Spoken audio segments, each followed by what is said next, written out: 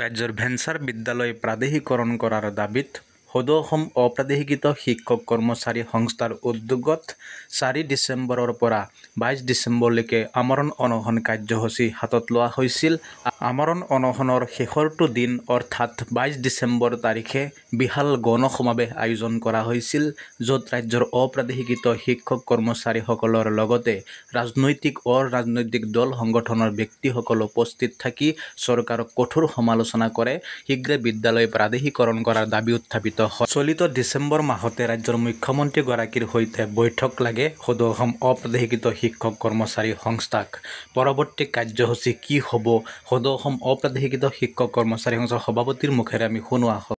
জনাই থওঁ যে আমি ডিচেম্বৰৰ ভিতৰতে যদি মাননীয় শিক্ষামন্ত্ৰী মহোদয়ে মুখ্যমন্ত্ৰীৰ লগত আলোচনাৰ ব্যৱস্থাটো কৰি দিব নোৱাৰে, তেতিয়াহ'লে আমি জানুৱাৰীৰ প্ৰথম সপ্তাহত ইতিমধ্যে আমি আপোনালোকেও গম পায়, যিসকলে গম নাপায় বা আমাৰ সেই 22 তাৰিখে কাৰ্যসূচীত উপস্থিত নাছিল বা সোনকালে গুচি গৈছিল, মই তেখেতসকলকো জনাইছোঁ যে জানুৱাৰী মাহৰ প্ৰথম সপ্তাহ বা প্ৰথম পষেকৰ ভিতৰত আমি এটা সৰ্বাত্মক কাৰ্যসূচী ল'ব লাগিব, যিটো কাৰ্যসূচীয়ে প্ৰশাসন আৰু চৰকাৰৰ